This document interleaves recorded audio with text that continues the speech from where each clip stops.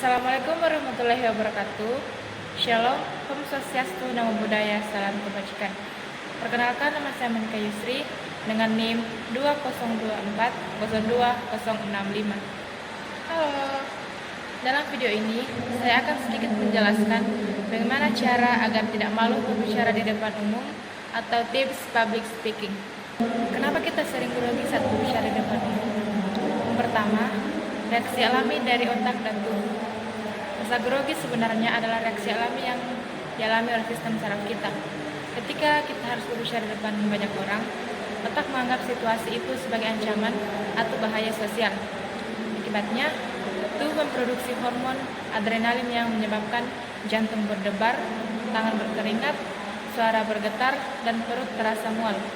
Inilah yang dikenal sebagai fight or flight response atau reaksi melawan atau lari. Yang kedua, takut dinilai atau dikritik orang lain. Kebanyakan orang merasa grogi karena takut salah, takut terlihat bodoh, atau takut tidak disukai audiens. Ini disebut fear of judgment atau ketakutan akan penilaian. Padahal, audiens biasanya tidak sekeras itu menilai. Mereka justru lebih fokus pada isi pembicaraan daripada kesalahan kecil pembicara. Yang ketiga, kurangnya persiapan dan latihan. Rasa grogi juga muncul karena tidak cukup menguasai materi. Saat kita belum benar-benar paham apa yang akan disampaikan, otak merasa tidak siap dan menimbulkan kecemasan. Sebaliknya, orang yang sudah berlatih dan memahami materinya akan lebih tenang karena tahu apa yang harus dikatakan kepada audiens. Yang keempat yaitu tidak terbiasa menjadi pusat perhatian. Bagi sebagian orang, berdiri di depan banyak orang adalah hal yang tidak biasa karena jarang melakukannya. Tubuh dan pikiran belum terbiasa dengan situasi tersebut, sehingga timbul rasa canggung dan tidak percaya diri. Yang keenam, kurangnya rasa percaya diri. Grogi juga berakar dari keraguan terhadap diri sendiri. Ketika seseorang merasa tidak cukup baik, tidak pantas berbicara, atau takut dibandingkan dengan orang lain, rasa percaya diri menurun dan grogi meningkat. Selanjutnya yaitu dampak grogi saat berbicara di depan umum. Yang pertama, sulit untuk fokus. Ketika grogi, pikiran jadi kacau dan sulit berkonsentrasi. Akibatnya, pembicara sering lupa isi materi atau urutan yang ingin disampaikan. Yang kedua, suara dan bahasa tubuh tidak terkontrol. Rasa gugup membuat suara bergetar, tempo berbicara terlalu cepat atau terlalu lambat, serta gerakan tubuh menjadi kaku. Hal ini mengurangi kepercayaan audiens. Yang ketiga, penyampaian pesan kurang jelas. Karena tegang, pembicara sering berbicara tidak teratur, melompat-lompat, atau tidak sesuai dengan struktur yang direncanakan, sehingga pesan sulit disampaikan atau sulit dipahami. Yang keempat, menurunnya kepercayaan diri. Semakin sering grogi, seseorang bisa merasa tidak mampu tampil di depan umum.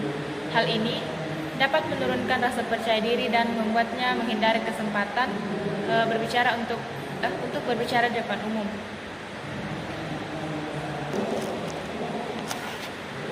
Yang keempat, menurunnya kepercayaan diri.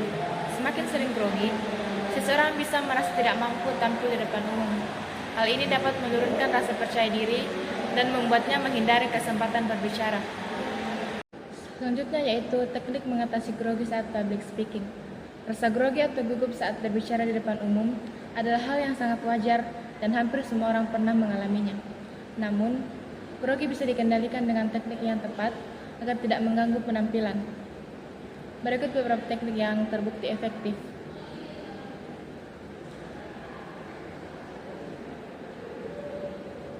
Yang pertama, latihan pernafasan dan relaksasi. Sebelum tampil, tarik nafas dalam-dalam secara perlahan, tahan beberapa detik, lalu hembuskan perlahan.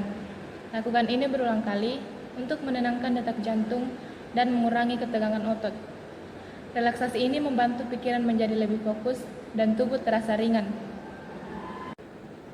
Yang kedua yaitu ubah pola pikir atau mindset. Daripada berpikir aku takut salah, ubahlah menjadi aku akan berbagi sesuatu yang bermanfaat. Dengan menganggap public speaking sebagai kesempatan untuk berbagi, bukan ujian, pikiran menjadi lebih positif dan grogi lebih berkurang. Yang ketiga yaitu persiapan yang matang. Grogi sering muncul karena kurang persiapan. Pahami materi dengan baik, susun alur pembicaraan, dan latih berulang kali. Semakin siap kita, semakin percaya diri kita tampil. Yang keempat yaitu simulasi atau latihan seolah di situasi nyata. Berlatihlah di depan cermin, teman, atau kamera seolah-olah kita sedang berbicara di depan audiens. Dengan sering melakukan simulasi, tubuh dan pikiran akan terbiasa, sehingga rasa gugup menjadi berkurang secara alami. Yang kelima yaitu awali dengan kontak mata dan senyuman. Sebelum memulai berbicara, tatap audiens dengan tenang dan tersenyum. Senyuman bukan hanya membuat audiens merasa nyaman, tetapi juga membantu kita merasa lebih rileks. Yang keempat yaitu mulai dengan perlahan. Banyak orang grogi karena terburu-buru saat memulai berbicara. Mulailah dengan tempo yang pelan. Gunakan jeda untuk berpikir dan rasakan ritme berbicara kita. Dengan begitu, kontrol diri akan tetap terjaga. Yang ketujuh, fokus pada pesan, bukan pada diri sendiri. Jangan terlalu memikirkan bagaimana penampilan kita di depan orang lain. Fokuslah pada apa yang ingin disampaikan dan manfaat yang akan diterima oleh audiens.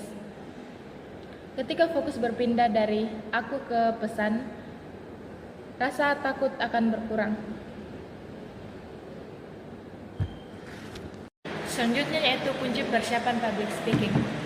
Persiapan adalah faktor paling penting untuk tampil percaya diri dan mengurangi rasa grogi saat berbicara di depan umum. Tanpa persiapan yang matang, pembicara mudah kehilangan arah, lupa materi, dan tampak tidak profesional. Yang pertama yaitu kuasai materi yang akan disampaikan. Pelajari dan pahami isi materi secara keseluruhan, bukan hanya menghafalnya. Karena ketika kita benar-benar menguasai topik, kita akan lebih tenang dan mampu menjawab pertanyaan dari audiens. Yang kedua yaitu kenali audiens. Cari tahu siapa yang akan mendengarkan, usia berapa, latar belakang, minat dan kebutuhan mereka. Dengan mengenali audiens, kita bisa menyelesaikan bahasa, contoh, dan gaya penyampaian agar lebih mudah dipahami dan menarik perhatian mereka. Yang ketiga yaitu siapkan struktur dan alur berbicara. Susun materi dengan alur yang jelas, seperti pembukaan, isi, dan penutupan. Pembukaan dapat dilakukan dengan tarik perhatian audiens dengan kutipan, pertanyaan, atau cerita singkat. Isinya, sampaikan poin utama secara runtun dan singkat. Penutupan, simpulkan pesan utama dan berikan kesan yang kuat.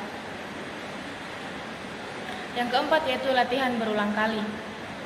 Latihan adalah cara terbaik untuk membangun kepercayaan diri. Cobalah berbicara di depan cermin, teman, atau rekam video penampilan kamu. Dengan begitu, kamu bisa menilai ekspresi, intonasi, dan gerak tubuhmu sendiri.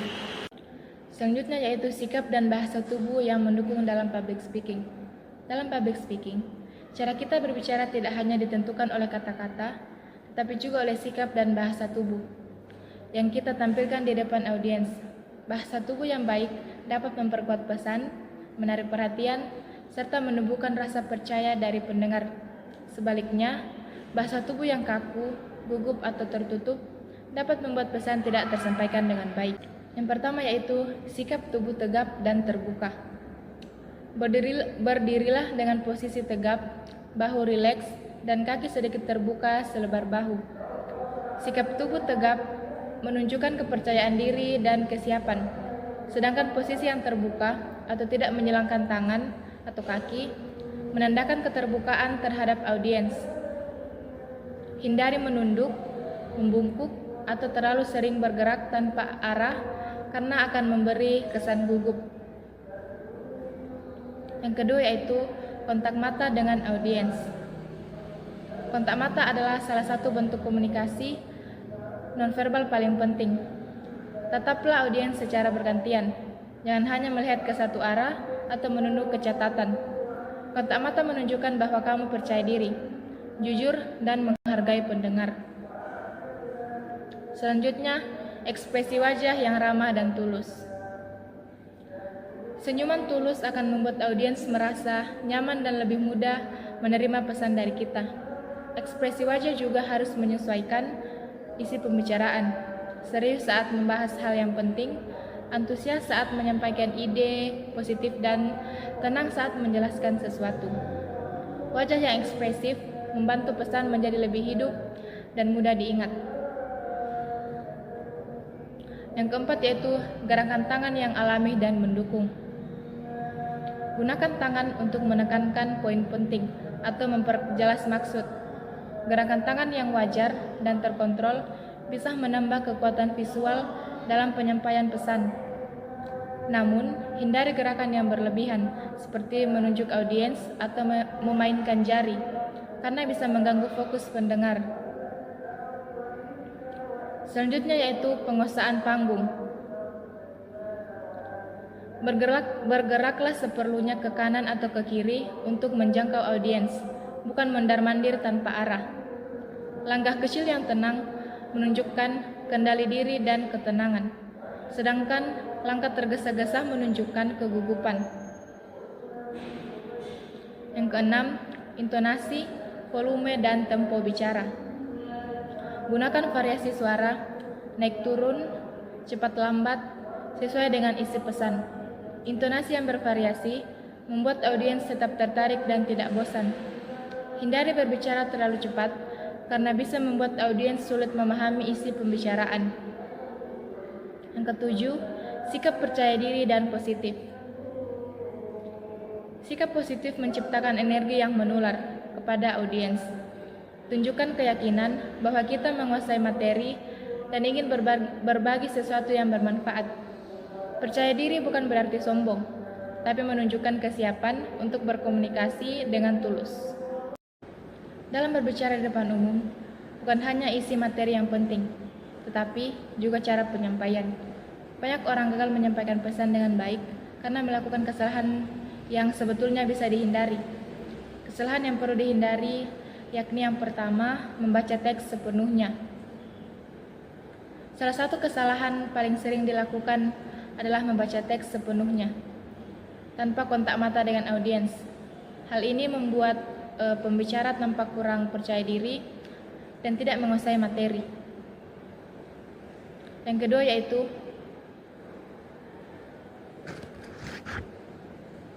akibatnya audiens menjadi bosan, pesan tidak tersampaikan dengan baik, dan komunikasi terasa satu arah.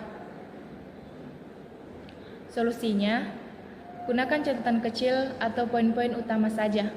Hafalkan alur pembicaraan dan berbicaralah secara natural, seolah sedang berdialog, bukan membaca. Yang kedua yaitu berbicara terlalu cepat atau monoton. Berbicara terlalu cepat membuat audiens sulit untuk menangkap pesan. Sementara suara yang datar atau monoton akan membuat pendengar kehilangan minat. Akibatnya, audiens tidak fokus dan pesan yang ingin disampaikan tidak melekat di pikiran mereka. Solusinya, kendalikan tempo bicara, gunakan jeda di setiap pergantian ide, dan variasikan intonasi suara agar terdengar lebih hidup dan meyakinkan.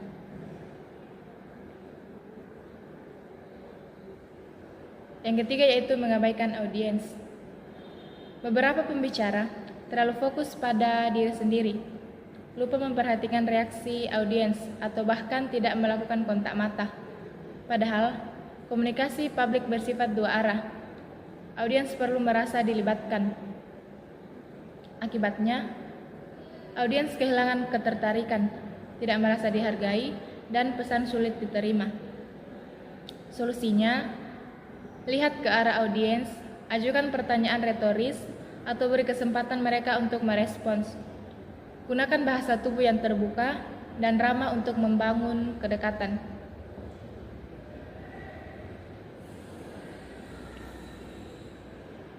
Yang keempat, tidak mempersiapkan materi dengan baik. Kurangnya persiapan adalah sumber utama kegugupan dan kesalahan saat berbicara. Tanpa persiapan, pembicara sering kehilangan arah, mengulangi kata, atau menyampaikan informasi yang tidak relevan. Akibatnya, penyampaian menjadi tidak efektif dan kredibilitas pembicara menurun. Solusinya, pelajari materi dengan baik, susun alur pembicaraan seperti pembuka, isi, penutup, dan lakukan latihan berulang agar saat tampil kamu sudah benar-benar siap. Yang terakhir yaitu, public speaking bukan soal bakat, melainkan keterampilan. Semakin sering berlatih, semakin mahir kita berbicara. Mulailah dari kesempatan kecil dan jadilah pembicara besar. Sekian dari saya. Assalamualaikum warahmatullahi wabarakatuh.